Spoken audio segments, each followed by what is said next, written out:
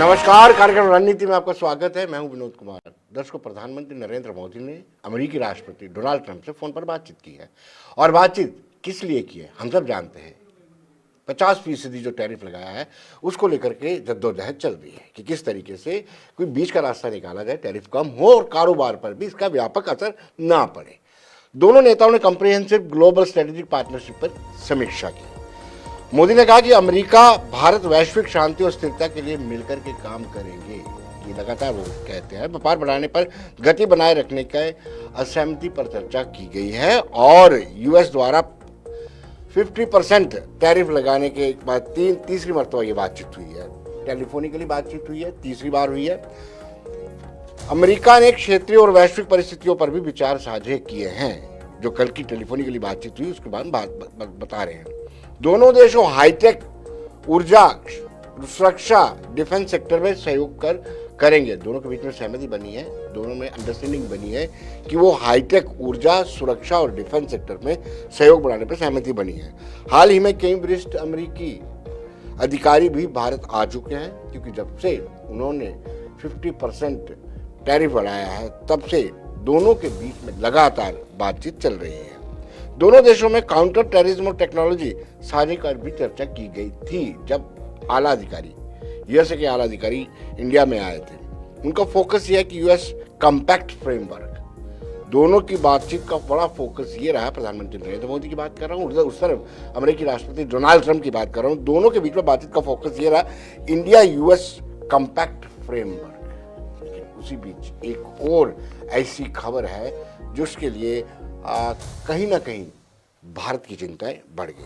America ने पाकिस्तान में F-50 F-16 बेड़े के लिए $686 मिलियन का बड़ा अपग्रेड पैकेज मंजूर किया है। फैसला ऐसे समय में आया है जब ऑपरेशन सिंदूर के बाद भारत और पाकिस्तान के बीच में नई बहस चल रही है।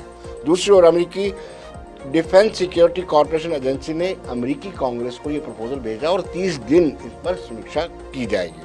अपग्रेड में लिंक 16 यूएस नेटो लेवल का रियल टाइम कम्युनिकेशन सिस्टम होगा।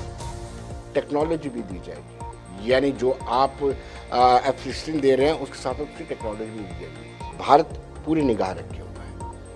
हमने देखा था कि जिस तरीके से ऑपरेशन सिंदूर समाप्त हुआ, क्षमा के लिए समाप्त नहीं हुआ, सीज फायर किया गया, उसके बाद से पाकिस्तान कुछ ज़्यादा मेहरबान, अमेरिका कुछ ज़्यादा मेहरबान पाकिस्तान पर हो रहा है। पाकिस्तान भी उनकी गोद में आकर बैठ गया, उसकी गोद में बैठने का ये इनाम मिला है कि F-16 के बेड़े में $686 मिलियन का बड़ा अपग्रेड पैकेज मंजूर किया गया है। लेकिन भारत लगातार इस पर निगाह रखे हुए है, क्योंकि ऑपरेशन सिंदूर के परिणाम हमने देखे थे किस तरीके से पाकिस्तान को भारत ने धूल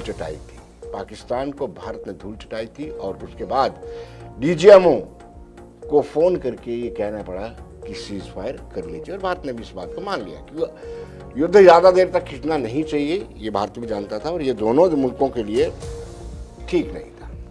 इस पर चर्चा करेंगे। जो टेलीफोन पर तीसरी मरतबा बात हुई है, टैरिफ बढ़ाने के 50% टैरिफ बढ़ाने के बाद ये तीसरी टेलीफोन कॉल है जो यूएस प्रेसिडेंट डोनाल्ड ट्रंप को गई है। इसके आउटकम्स कैसे निकलते हैं ये आने वाला वक्त बताएगा, लेकिन प्रयास लगातार, पुरुषार्थ लगातार जारी है। तो इससे अंदाजा लगा सकते हैं आप कि कहीं ना कहीं भारत नहीं चाहता कि उसके कारोबार पर कोई असर पड़े और टैरिफ जो लगा हुआ 50% उसका असर कारोबार पर पड़े। चर्चा करते हैं से आदित्य पांडे हैं, प्रवक्ता बीजेपी के, ब्रजेश सिंह यादव हैं, कांग्रेस के प्रवक्ता हैं, अरविंद तेजावत हैं, फॉरेन एक्सपर्ट। आप सबका स्वागत है और कार्यक्रम में शामिल होने के लिए आपका बहुत बहुत शुक्रिया, आभार व्यक्त करता हूं। आदित्य जी, क्या बात है कि बार बार टेलीफोन करने के बावजूद भी अमेरिका 50% से नीचे नहीं आ रहा है जो टैरिफ लगाया है?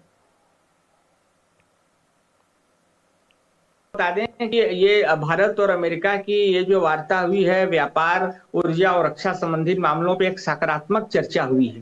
मोदी जी ने भी ट्वीट किया है कि भारत और अमेरिका वैश्विक शांति और समृद्धि के लगातार प्रयास करेंगे।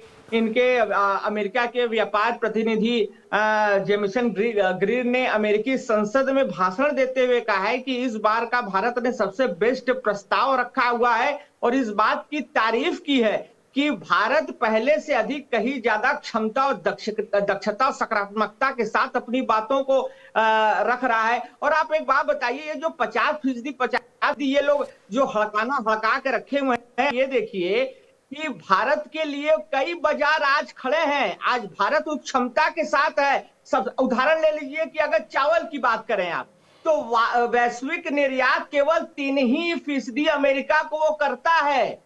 घाटा तो इसमें अमेरिका का है। उससे ज्यादा बड़ा मार्केट चावल का हमारे पास सऊदी अरब में है, ईरान में है, इराक में है। तो ये गिदड़ धमकी से भारत पीछे हटने वाला नहीं है। पूर्ण क्षमता के साथ ये सकारात्मक ये डील हुई है। इसका जल्द से जल्द आप देखेंगे भी इस चीज को। लेकिन बार बार आप फोन कर रहे हैं, कहीं ना कहीं आपको तो भय होगा किसी बात का। भारत बार बार फोन कर रहे हैं टेलीफोनिकली, ये तीसरी मर्तबा कॉल की गई है आदित्य जी। देखिए, अब ये ट्रेड डील चल रही है, तो जो भी इसके पहलू हैं इससे संबंधित बात करने के लिए क्या बात हो रही है। इसको ये कहना कि ये डर से या इस तरीके से, ऐसी कोई बातें नहीं है। ये तो हम चाहते हैं कि एक सकारात्मक बातों से सावधान निकले और एक ऐसा रास्ता निकले कि भारत में एक अच्छा बाजार खुल सके, आप भी आ सके और हम भी जा सके। चलिए ब्रजेश जी, आप बताइए, आप किस तरीके से इसको देखते हैं जो कल की बात हुई है टेलीफोनिकली, और जिसमें कहा गया है कि हम ऊर्जा पर भी बातचीत करेंगे, डिफेंस पर भी बातचीत करेंगे। ब्रजेश जी। नमस्ते सभी को। पहले तो जी देखिए, ऐसा है कि लगातार ट्रम्प जी नरेंद्र मोदी जी की फिरकी लेते थे, पूरा देश देख रहा था, इसमें कोई शंका संदेह की बात नहीं है। कहीं ना कहीं नरेंद्र मोदी जी ने अपनी कमजोरियों को उनके सामने रखा है। क्या कारण है, क्या वजह है कि ट्रम्प बार बार नरेंद्र मोदी जी को दिखाते हैं, नीचा दिखाने का प्रयास करते हैं। हम इनके साथ हैं, इसमें कोई दो राय नहीं है, ये हमारे देश की बात है, हमारे वो प्रधानमंत्री हैं। लेकिन ट्रंप को जवाब देने की जगह नरेंद्र मोदी जी बार बार पीछे हटते देखे गए हैं और ये पूरा देश देखा। हम इस पर सवाल नहीं कर रहे हैं, ना ही हम जवाब दे रहे हैं। क्या कारण था? ट्रंप बार बार ये कहते थे कि हमने सीज फायर करवाया, हमने व्यापार की धमकी दी। तो कहीं ना कहीं वहां से जुड़ा हुआ ये मुद्दा है। और नरेंद्र मोदी जी की नाकामी जो है वो देश पर भारी पड़ रही है। अब आप कितना भी छुपाएं इसको, देश पूरा देख रहा है, जान रहा है। मिशन सिंदूर आपने देखा होगा। हम पाकिस्तान को 2 दिन और अगर हमको समय मिला होता तो हम पाकिस्तान का इतिहास मिटा देते। ऐसा भी हमारे पास, हमारे देश की शक्ति है, हमारे पास क्षमता है। लेकिन ये कहीं ना कहीं बस बरगलाने का काम करते हैं, कहीं ना कहीं बस लोगों को गुमराह करने का काम करते हैं। हम तो इनके साथ खड़े हैं, हमारे हम साथ दे रहे हैं। तो आपको क्या समस्या थी, क्या दिक्कतें थी? आज अमेरिका जो है हमारे पड़ोसी मुल्क को मजबूत करने में लगा हुआ है, उनको, हमारे दुश्मनों को हथियार दे रहा है, मजबूत कर रहा है। ये नाकामी ये छुपा रहे हैं और यहाँ हम आप बहस कर रहे हैं। तो कहीं ना कहीं ये गंभीर चिंता का विषय है जिस पर हम लोगों को ध्यान देना चाहिए और सबको मिल करके इससे निजात लेना चाहिए। ये देश की बात है। अरविंद जी, सवाल ये उठता है कि आखिर पाकिस्तान के साथ इतना प्रेम यूएस का क्यों हुआ है, और वो भी ऑपरेशन सिंदूर के बाद? वो चाहते थे। जी जी जी जी। हाँ विनोद साहब जी। देखिए, एक बात तो साफ है कि एकदम फ्री ट्रेड के बाद में अमेरिका को कोई खास फायदा नहीं हुआ। मगर एक समय के लिए इनकी इकोनॉमी को बूस्टअप जरूर मिला, पर उन्होंने देखा कि जो WTA की जो शर्तें और जो एक तरीके से जो मुक्त व्यापार और वैश्वीकरण हुआ था, जिसका भारत में विरोध हुआ था, और उसका पूरा पूरा फायदा चीन ने उठाया। तो अमेरिका को यह महसूस हुआ कि अभी वापस अमेरिका को अपनी इकोनॉमी को बंद करने की जरूरत है। जो पहले मुक्त इकोनॉमी थी उसे खोलने का कोई खास फायदा नहीं हुआ है और अमेरिकी वर्चस्व में कमी आई है। चीन और अमेरिका की अर्थव्यवस्था में लगभग दुगने का अंतर है। तो ऐसे में अभी यह तो कहना ठीक नहीं है कि चीन बहुत ताकतवर हो गया अमेरिका के मुकाबले। आज भी अमेरिका इस दुनिया का बॉस है और वह तमाम चीजें चलाता है। चीन को भी उसकी बातें तमाम माननी पड़ती है, पर इस चीज से भी इनकार नहीं किया जा सकता है कि कुछ नई शक्तियां भी उभर रही है, जिसमें चीन है, भारत है। रूस ने अपनी शक्ति पूरी तरीके से खत्म नहीं की है। तो अमेरिका के कुछ जो विचारक हैं वो ये सोचते हैं कि जैसे चीन अमेरिका का प्रतिद्वंदी है, वैसे भारत भी अमेरिका का प्रतिद्वंदी है।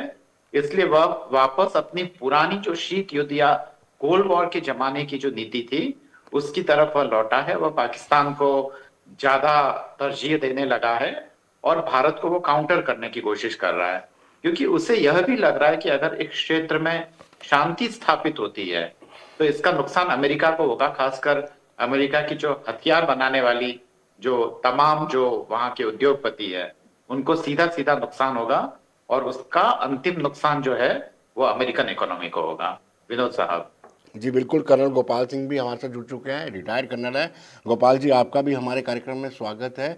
गोपाल जी, सैन्य दृष्टि से या डिफेंस के परिप्रेक्ष्य में देखा जाए तो यूएस जो है लगातार पाकिस्तान का समर्थन कर रहा है, पाकिस्तान की सपोर्ट कर रहा है, और उस दृष्टि में पाकिस्तान को और मजबूत बनाना चाहता है। अब F-16 की बात करें तो उसको लेकर के भी जो बड़ा पैकेज मंजूर किया गया है, क्या वो भारत के लिए कुछ खतरा है? नमस्कार सभी को। जी विनोद जी, आपका सवाल बहुत ही अहम है। जी। देखिए, पाकिस्तान को पहले चाइना पूरा सपोर्ट करता रहा, उनको न्यूक्लियर वेपनाइजेशन करने के लिए। उसके अलावा कराकोरम हाईवे को या सक्षम वैली उन्होंने हथियाई, चीन ने उसको तमाम सपोर्ट करता रहा। जब से ट्रम्प साहब आए हैं, ट्रम्प साहब जो है भारत के ऊपर, क्योंकि भारत उभरता देश है, राष्ट्र पूरे विश्व के अंदर अभी अपनी तीसरी इकोनॉमी की तरफ बढ़ रहा है, तो कोई भी प्रबुद्ध देश यानी जो सुपर पावर जिसको कहिए, अमेरिका नहीं चाहता कि भारत अपना ऊपर उभर करके आए। रही बात कि क्यों अमेरिका पाकिस्तान के साथ में इस प्रकार का व्यवहार कर रहा है या उसके सपोर्ट कर रहा है, देखिए पाकिस्तान या अमेरिका की 5 चीजें मैंने पहले भी बताई थी, अभी फिर कह रहा हूं। अभी मेरे भाई साहब पत्रकार महोदय ने कहा कि यदि विश्व के अंदर अभी तक जितनी भर भी लड़ाई हुई है, सबसे पहले अमेरिका ने लड़ाई करवाई है। जी। क्योंकि उनकी हथियार की फैक्ट्री चल सके। यस। दूसरा, उनका फार्मास्यूटिकल के ऊपर सारा कुछ था मामला कि भाई जो भी है विश्व के अंदर पेटेंट वही देंगे, सब कुछ करेंगे तो उनकी इकोनॉमी उस तरह बढ़ेगी। तीसरा, ऑयल, जो 1945 के अंदर 44 के अंदर जो एक संधि हुई थी, उसके अंदर जो भी इंपोर्ट ऑयल का होगा वो डॉलर टर्म्स में होगा। उससे यदि $1 का आप यदि ऑयल खरीदते हैं तो $0.81 या वॉटेवर परसेंटेज जो क्या नाम है अमेरिका की किटी में जाता है। और चौथा, वहाँ की इंफॉर्मेशन टेक्नोलॉजी कहिए या जो यानी टेक्नोलॉजी क्षेत्र में प्रोडक्शन करके पूरे विश्व के अंदर छाना, ये 4 चीजें उनकी मेन हैं जिनकी वजह से अमेरिका सुपर पावर बना है। और मिलिट्री तो खैर है ही उनकी मिलिट्री पावर, न्यूक्लियर आर्सेनल में भी नंबर 1 पर है। लेकिन इसका मतलब ये नहीं कि वो सब कुछ वही करता रहेगा, क्योंकि अभी बाकी बाहर के देश भी उभर रहे हैं और भारत इसमें अपना सबसे अग्रणी है। उनकी अर्थव्यवस्था भी देख लीजिए, हमारी अर्थव्यवस्था 8.2 7.2 या यानी 7 से ऊपर ग्रोथ कर रही है, जबकि अमेरिका की 2.1 और समथिंग इस तरह से है। और ये रशिया, इंडिया और चाइना, ये तीनों यदि एकत्र हो जाते हैं तो अमेरिका को यानी किसी भी तरीके से झुकना पड़ेगा।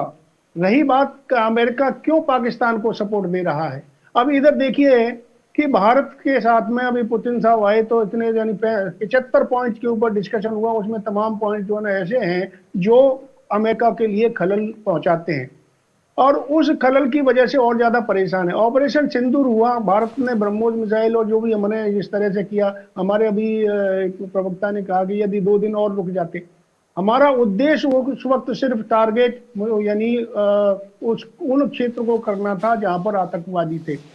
21 चुनिंदा चीजों में से 9 टारगेट्स हमने चुने थे और 9 टारगेट्स को ध्वस्त किया।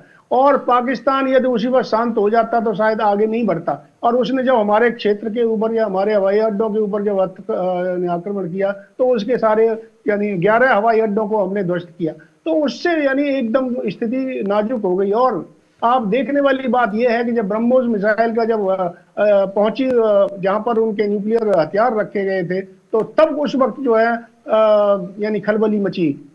इस स्थिति में आप देखिए कि मिडिल ईस्ट के अंदर अफगानिस्तान रही है, या उससे पहले अमेरिका रहा 20-22 साल 25 साल यहाँ रह के गया, अब वहां से निकल गया, अब चाहिए उसको यहाँ इसी स्थिति इसी इलाके में बेस रखना। इसीलिए आसिफ मुनीर को अपने साथ बुला करके घर पे लंच 2-2 3-3 बार दे करके उसको सीडीएस बना करके सारी पावर उसको दे करके, यानी डिस्टेबलाइज करने के लिए यहाँ पर कर रहे हैं। अभी 8-7 और वॉटर जो ये $1 मिलियन का जो उन्होंने F-16 के लिए पैकेज दिया है, ये कोई बड़ी बात नहीं है, क्योंकि यदि F-16 को उड़ाना है तो उसके लिए लॉजिस्टिक सपोर्ट चाहिए, उसके लिए ट्रेनिंग का चाहिए, उसके लिए तमाम और छोटे छोटे कंपोनेंट जो चाहिए होते हैं, उसके लिए मेंटेनेंस के लिए दिया, ना कि वो उसको किसी तरीके से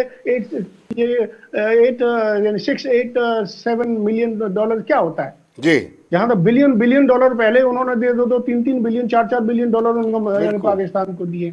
इसी बीच में आप देखिए अफगानिस्तान और पाकिस्तान के बीच में क्या चल रहा है। अब भारत अफगानिस्तान को सपोर्ट कर रहा है क्योंकि हमें जो है वहां से अपना बिजनेस बनाना, और यहाँ से अभी जो एशिया के लिए रशिया के लिए जो कॉरिडोर बना करके तैयारी करनी है, उसके लिए हमें सबका सपोर्ट चाहिए। तो ये इतना यानी सोचना कि पाकिस्तान को वो ये कर देगा उससे भारत के ऊपर असर पड़ेगा, इतना खास असर पड़ने वाला नहीं है। लेकिन जब अगले बार में चलिए आदित्य पांडे जी से पूछना चाहते हैं। आदित्य जी, ब्रजेश जी ने केंद्र सरकार की नीतियों को इसके लिए जिम्मेदार ठहराया है। आदित्य जी देखिए, ये तो केवल और केवल बैठ के नकारात्मकता ही फैलाएंगे। याद करिए, जब मनमोहन सिंह के समय ओबामा जी भारत आए थे, राहुल गांधी मिलने गए थे, तो ओबामा जी ने अपनी पुस्तक द प्रॉमिस लैंड में लिखा है कि राहुल गांधी एक नर्वस स्टूडेंट की तरह लगते हैं। ये दिखाना चाहते हैं कि उनको बहुत कुछ पता है, लेकिन इनको पता होता कुछ नहीं है। ये इनका इतिहास है। पहली चीज, अरे बैठ जाएंगे राहुल गांधी जी, केवल देश को विदेशों में जाके गाली देंगे, सेना ये तो ऐसे लोग हैं कि जब पुलवामा होगा, सर्जिकल स्ट्राइक होगा, तो ये लोग केवल ट्वीट करेंगे कि भैया सबूत दो। ये लोग सबूत मांगने वाले हैं। तो अब क्या है कि हम तो बाहर के जय चंदों से लड़ी रहे हैं, लेकिन कुछ जय चंद हमारे देश में बैठे हैं जो कि सेना पे लगातार जो है इस तरह का बयान देते हैं, उसको कमजोर करने का प्रयास करते हैं। आज जब ट्रेड डील सकारात्मकता के साथ आगे बढ़ रही है, ये इनके अमेरिकी संसद में भी इनके जो है प्रतिनिधि ये भाषण दे रहे हैं कि भारत पूर्ण क्षमता के साथ अपनी बातें रख रहा है, तो इनको पीड़ा हो रही है। इनको पीड़ा हो रही है तो ऐसा कैसे हो गया, भारत की प्रशंसा अमेरिका में होने लगी, ऐसा कैसे हो गया। अब ये देखिए, कुछ ना कुछ मुद्दा जरूर लेके आएंगे, नरगल बात करेंगे जिससे भारत की छवि खराब हो। जी ब्रजेश जी, जयचंद बोला है कांग्रेस को, भीतर के जयचंद बाहर के जयचंद से लड़ रहे हैं। आदित्य जी, आप राहुल गांधी के स्टार प्रचारक मत बनिए। मैं आपको बता रहा हूँ, जम्मू में कश्मीर में जब सुनिए 28 निर्दोष लोगों ने जान गंवाई थी, उसके पहले का आप डाटा उठा के देखिए, कितनी बार आतंकी हमले हुए, कितनी बार आप चौकन्ना क्यों नहीं हुए।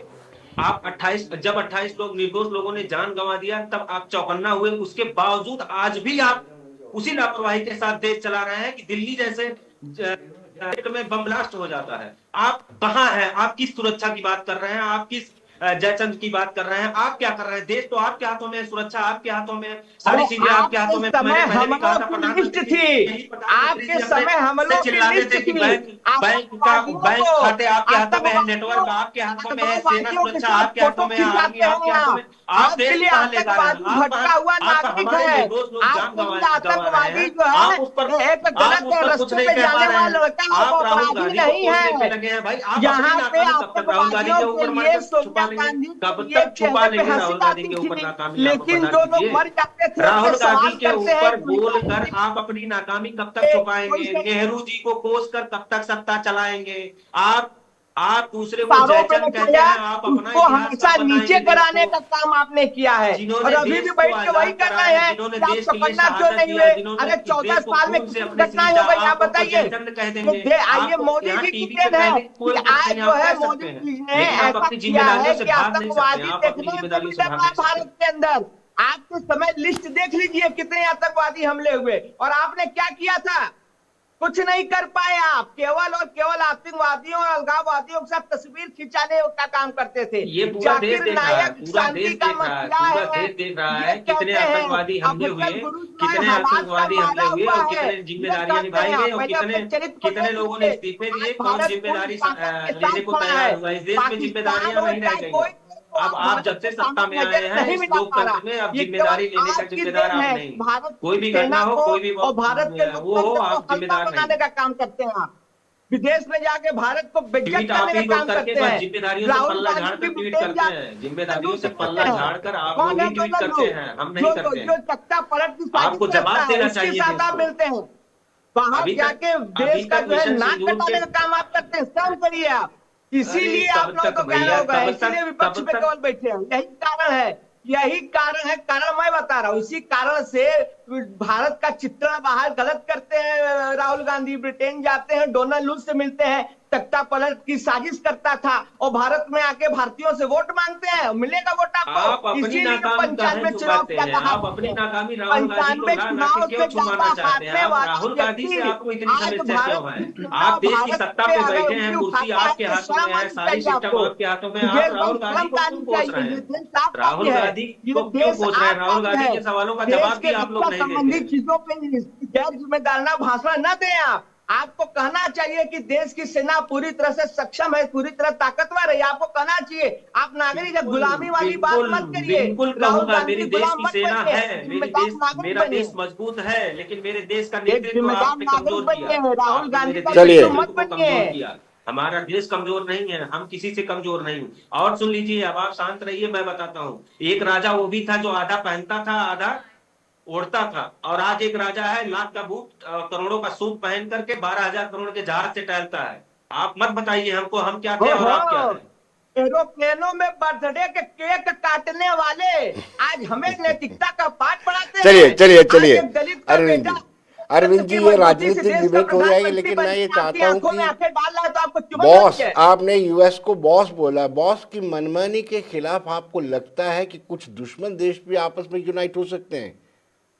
क्योंकि बॉस तो मनमानी कर बिल्कुल रहा हो है। सकता है, जी, बिल्कुल हो सकते हैं, दुश्मन देश भी एक हो सकते हैं। और ये बात सच है कि अभी बहुध्रुवीय विश्व बनने में भी वक्त लगेगा, क्योंकि अभी आपने और शायद कर्नल साहब ने भी इकोनॉमी की तुलना की है, तो हमें मालूम है कि अभी भी अमेरिकी वर्चस्व कायम है। रूस को कमजोर किया जा रहा है एक साजिश के तहत, और वो कमजोर हुआ भी है। चीन के खिलाफ भी मोर्चे खुले हैं, पर चीन और भारत का सहयोग या रूस अगर मान लो जो आरआईसी की जो कल्पना है वो तभी साकार हो सकती है जब चीन कम से कम हैंडल आउट तो हो, कम से कम वो मिनिमम समझौता करने के लिए तो तैयार हो।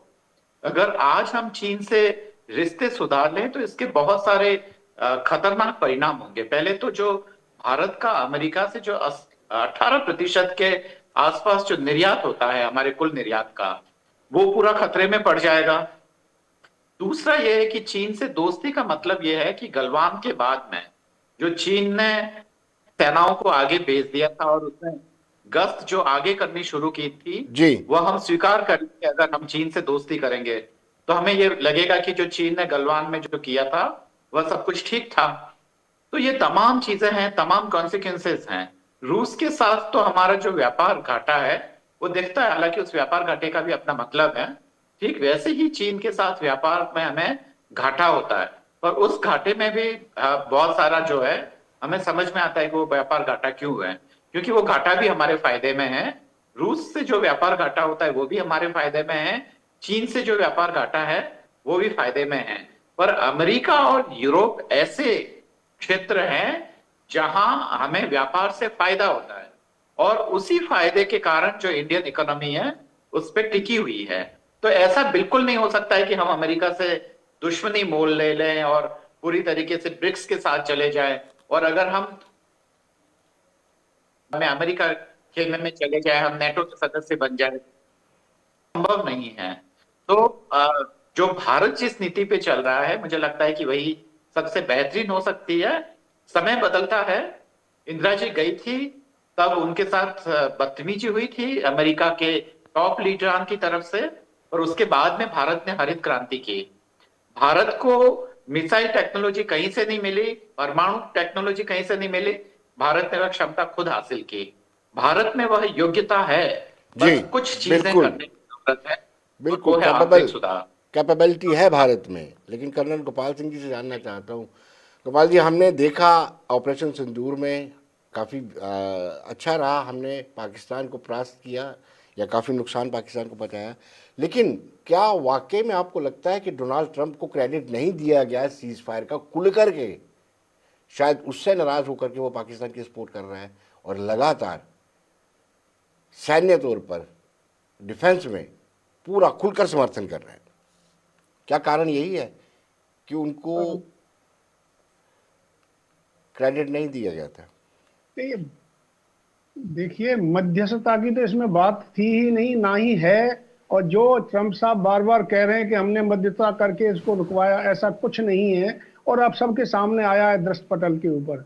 जब उनके वाइस प्रेसिडेंट ने मोदी जी से बात करने की 4-5 बार कोशिश की, मोदी जी ने उनका फोन नहीं उठाया, तो ट्रंप साहब कैसे बात कर सकते हैं और मध्यस्थता कर सकते हैं? जी। तो ये तो जो है, और ट्रंप साहब का आपने देखा होगा कि हर जो कहते हैं थोड़ी देर में पलट जाते हैं, जो कहते हैं थोड़ी देर में पलट जाते हैं। रही बात जो अभी बहुत बड़ी बात कही हमारे पत्रकार महोदय ने कि हम इंटरडिपेंडेंट हैं एक दूसरे के ऊपर, पूरे 193 कंट्री जो है एक दूसरे के ऊपर डिपेंडेंट हैं। एक बड़ा हो सकता है, क्या आज अमेरिका बगैर भारत के काम कर सकता है? नहीं। क्या भारत अमेरिका के बगैर काम कर सकता है? नहीं। अमेरिका के सैटेलाइट कल या परसों जो है हमारे भारत ने यानी प्रक्षेपित किए हैं। 104 सैटेलाइट एक सैटेलाइट के अंदर, जिसमें अमेरिका के और तमाम देशों के सैटेलाइट वो भारत ने दिए। आत्मनिर्भर भारत बन रहा है और भारत की सेना सुदृढ़ आज हो रही है। वो मैं तो यही कहूंगा आज के राष्ट्रीय नेतृत्व की वजह से। जब मैं तो 1971 में, जब आप में तो शायद कोई शायद एक दो तो पैदा भी नहीं हुए होंगे, उस वक्त में सेना ज्वाइन की थी, जब लड़ाई के समय पे उस समय के 93,000 प्रिजनर्स हुए थे। सारी समस्याएं दूर हो जाती, चुपचाप हिम्मत में जो समझौता हुआ उसमें प्लेटर के ऊपर उनको वापस कर दिया। पुरानी जम्मू एंड कश्मीर की सिचुएशन उसी वक्त सॉल्व हो जाती। हम जम्मू एंड कश्मीर के 4-5 टेन्योर रहे। करण गोपाल, उस वक्त हमने इनके 93,000 सोल्जर छोड़ दिए थे, लेकिन हमारे जो प्रिजनर थे जो पाकिस्तान में थे उनको नहीं छुड़ा अभी तक नहीं आए। अभी तक नहीं आए। शायद वो भगवान को प्यारे भी हो चुके होंगे जेल के अंदर। तो ये स्थिति, यानी किसी को द्वेष देना नहीं है, ये यानी ऑब्जेक्टिव क्रिटिसिज्म को एक्सेप्ट करते हुए उसको ऊपर प्रगति करने की आवश्यकता है। आज हमारे इंडिजिनाइजेशन जो ना, आत्मनिर्भर भारत की तरफ आप देखिए, हम 303 से फायर करते थे, आज आपकी AK-203 जो क्या नाम है, अमेठी में जो फैक्ट्री थी कितने साल बंद रही, यहां तक के यानी वो नहीं, ईशापुर फैक्ट्री बंद हो गई हथियारों को बनाने की। आज आपके यहाँ पर तेजस विमान, आपके यहाँ पर शिप बिल्डिंग, आपके यहाँ पर हथियार, ब्रह्मोस मिसाइल, हम 21,000 करोड़ का ऑलरेडी एक्सपोर्ट कर चुके हैं। हमारा यानी भारत का टारगेट तकरीबन 50,000 करोड़ का एक्सपोर्ट करने का आगे समय में है, और हो सकता है 2030 तक 1 लाख करोड़ से ज्यादा हम आर्म्स एंड इक्विपमेंट बाहर विदेशों को देंगे। ये 80 कंट्रीज के अंदर हमारा अभी संबंध चल रहा है, जो सब कुछ सबके सामने जग जाहिर है, जो सब कुछ अवेलेबल है। तो ये ऐसा नहीं है। और सबसे बड़ी बात कि राष्ट्रीय नेतृत्व के ऊपर सेना का हाथ होता है। यदि ये राष्ट्रीय नेतृत्व है, इसका हम धन्यवाद करते हैं कि सेना को खुली छूट दी है काम करने की। आज पहले यदि हम छोटा सा गोला भी मुझे फायर करना होता था, उसके लिए वहां तक यानी दिल्ली तक खबर लेनी पड़ती थी, तब जाके हम पिटते थे वहां पे जम्मू एंड कश्मीर में, उसके बावजूद भी गोली नहीं चला सकते थे। आज हमारा सैनिक ये गर्व के साथ कह सकता है कि यदि उसके सामने गोली एक आएगी तो 2 गोले मारेंगे और ठोक देंगे उसको। तो ये है आज की शक्ति भारत की सेना की। और उस सेना की, वो भी सेना मजबूत थी 1947 से लेकर के अब तक लीजिए, उससे समय ले लीजिए, फर्स्ट वर्ल्ड वॉर के अंदर, सेकंड वर्ल्ड वॉर के अंदर, ये भारत की सेना ने, चाहे ब्रिटेन के नीचे साथ में रहे हो या कहीं भी रहो, भारतीय सैनिक वो सैनिक है जो अपने देश को महफूज रख सकता है। यदि यूनाइटेड नेशंस में या कहीं और जगह भेजा जाता है, उस जगह पर भी 100% अपने ऊपर का बलिदान करने के लिए तैयार होता है। तो ये आज के नेतृत्व के ऊपर है। आप ये पाकिस्तान के अंदर क्या हो रहा है, उधर क्या हो रहा है, चारों तरफ ये होता रहेगा। यदि जो 4 दिन की बात कर रहे हैं ऑपरेशन सिंधु को यदि आगे बढ़ाया जाता, ये तो अमेरिका चाहता था, और कुछ लोग हमारे बीच में बैठे हुए चाहते थे कि भारत का युद्ध चलता रहे, जिससे कि भारत की प्रगति के अंदर बहुत ज्यादा नुकसान हो। तो इसलिए ऑब्जेक्टिव होते हैं मिलिट्री के, ऑब्जेक्टिव को पूरा करने के बाद में उसको शांत किया जाता। और अभी वार यानी ऑपरेशन सिंदूर बंद नहीं हुआ है, यदि आतंकी हमला होगा जी ऊपर ऑपरेशन सिंदूर जारी है।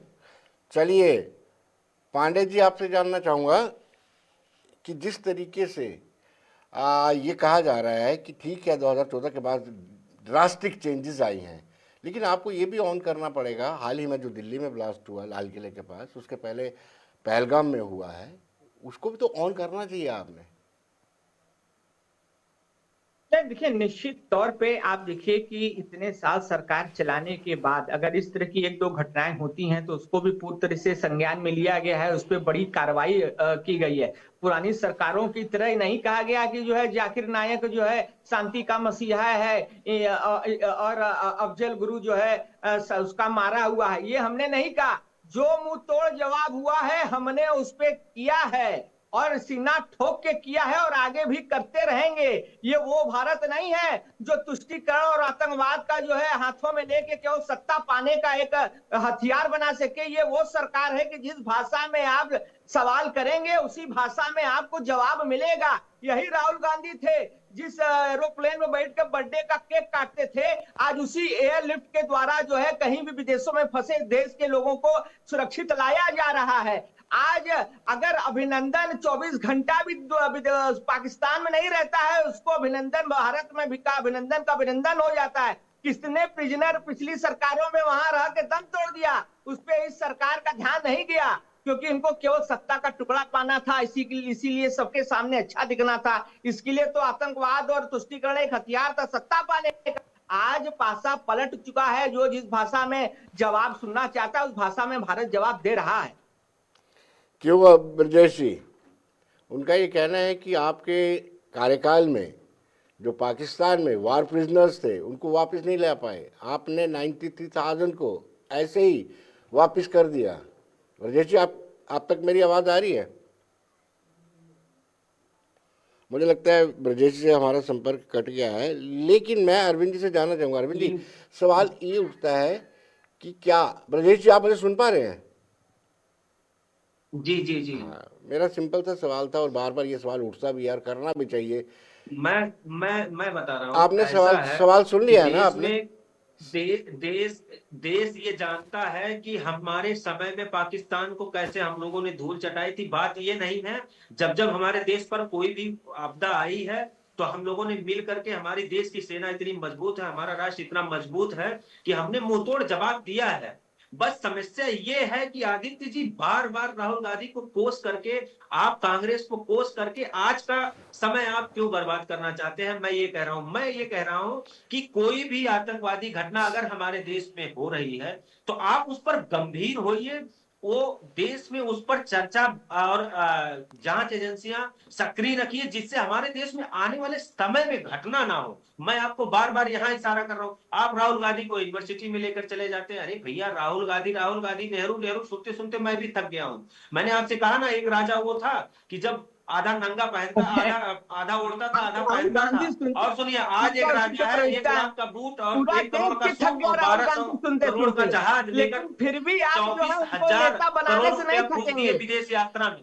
तो आप हमको ज्ञान मत दीजिए। हम देश के लिए साथ हैं, हमारी सेना मजबूत है, हमारा देश मजबूत है। नो डाउट हम कहीं कमजोर है, मजबूत हैं, हम आगे भी मजबूत रहेंगे। जैसे जैसे समय बढ़ता जा रहा है हम अपने आप को और ढालेंगे और अच्छे से निर्णय लेंगे और मजबूत होंगे, इसमें कोई संशय नहीं। आप अपने नेतृत्व को अच्छा करिए, आप देश की चिंता करिए और कम से कम जिम्मेदारियों से पल्ला झाड़ने का काम तो आप बिल्कुल मत करिए, क्योंकि इतनी घटनाएं हुई, आप तो जिम्मेदारियां ही नहीं लेते हैं। चलिए, जिम्मेदारी से पल्ला झाड़ने की बात मत कीजिए, लेकिन मैं अरविंद जी से जानना चाहूँगा। अरविंद जी, क्या चाइना ये प्रेम अफोर्ड कर पाएगा जो पाकिस्तान का और यूएस का हो रहा है? क्योंकि चाइना ने भी इकोनॉमिक कॉरिडोर में काफ़ी कुछ इन्वेस्ट कर दिया है, पीओके में काफ़ी कुछ स्टेक पे है चाइना का। पाकिस्तान में? क्या ये प्रेम पसंद आएगा उसको? देखो विनोद साहब, चीन को बिल्कुल पसंद नहीं आएगा कि दक्षिण एशिया में अमेरिकी वर्चस्व बढ़े, और उसके लिए पाकिस्तान एक प्लेटफॉर्म दे रहा है। और जो चाइना का जो सीपेक प्रोग्राम है, पूरा जो सीपेक प्रोजेक्ट है, वो खाली एक कॉरिडोर का प्रोजेक्ट ही नहीं है, वो एक मल्टीपल प्रोजेक्ट्स हैं जिसमें रोड, इलेक्ट्रिसिटी और उसके बाद में कंस्ट्रक्शंस, तो बहुत सारे वहां पे ईसी जेट भी बनने हैं। तो वो एक बहुत ही कहना चाहिए कि उसने एक ही प्रोजेक्ट में तमाम प्रोजेक्ट्स हैं, तो वो चाइना का काफी महत्वाकांक्षी प्रोजेक्ट था। जी। पाकिस्तान ने चाइना को ये एश्योरेंस दिया है कि अगर कोई अमेरिकी हमारे यहाँ पे आते हैं तो वो खासकर डिफेंस में या और किसी दूसरे सेक्टर्स में आते हैं, तो इससे चाइनीज इंटरेस्ट हैं उनको कोई नुकसान नहीं होगा। एक विनोद साहब, जिसकी तरफ आमतौर पे हम लोगों का ध्यान कम जाता है कि चीन ने ये जो पूरा कॉरिडोर बनाया है, वो जो भारत की अंतर्राष्ट्रीय सीमा है उसके पास पास बनाया है, मतलब उस तरफ नहीं जिस तरफ की अफगानिस्तान है या ईरान की तरफ उन्होंने इस प्रोजेक्ट को वह शेप नहीं दिया, या एकदम बिल्कुल पाकिस्तान से बीच में से नहीं निकल रहा है। भारत को कोशिश ये करनी चाहिए कि अगर भविष्य में 1 डिकेड 2 डिकेड के बाद में अगर कभी ऐसी संभावना बनती है, तो उस कॉरिडोर का इस्तेमाल चीन और भारत दोनों मिलकर कर सकते हैं। पर अभी के समय में ये एक बहुत ही दूर की कौड़ी है। पर जब चाइनीज प्लानर्स जब ये प्लान कर रहे थे, तो कहीं ना कहीं उनके मन में भारत भी था। एक भारत की प्रभुसत्ता का उन्होंने इसलिए भी उल्लंघन किया है कि भारत की अनुमति लिए बगैर उन्होंने जो पीओजेके है वहां से वो कॉरिडोर निकाला, और भारत की तरफ से जो प्रतिक्रिया जानी चाहिए थी वैसे नहीं गई है। उसे तमाम मंचों पे उठाना था, या तमाम तरीके से अगर यही चीन होता तो जो एग्रेशन दिखता वैसा भारत की तरफ से नहीं दिखा, क्योंकि भारत की जमीन से वो जा रहा है। तो ये तमाम चीजें हैं, पर इसमें पाकिस्तान 2 तरह से खेल रहा है।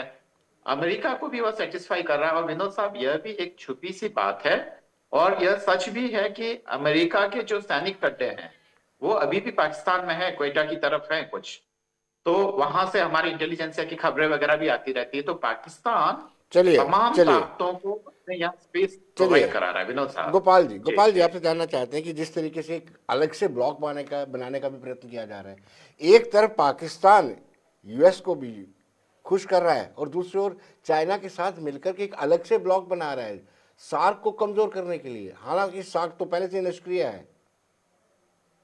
बांग्लादेश, पाकिस्तान और चाइना मिलकर के। जी देखिए, कोई भी देश अपनी राष्ट्र की प्रभुता को सक्षम रखने के लिए अपना कार्रवाई करता है। और रही बात पाकिस्तान की, तो जब से विभाजन हुआ है, जिस चीज के ऊपर विभाजन हुआ था उस चीज का तो अभी भी बात नहीं बन रही है, हम सभी देख रहे हैं ग्राउंड लेवल पर। और तब से ही चाइना उसको मदद कर रहा है। चाइना की अभी हमारे वरिष्ठ पत्रकार महोदय ने जो बताया, बहुत अच्छी तरीके से बताया कि सीपीईसी जो कॉरिडोर है वो सक्षम वैली जो पीओजेके में है, और जो हमारा जो अक्साई चिन्ह है वो हमारा दिया हुआ है 1962, 63, 62 के बाद में, कि यहाँ पे तो एक पत्ता भी नहीं उगता, तो इसका कोई मतलब नहीं है। तो ये तकरीबन 48,000 स्क्वायर किलोमीटर एरिया जो है वो उनके चाइना के पास में, और जो बगैर हमसे पूछे, वो बगैर हमारी इजाजत लिए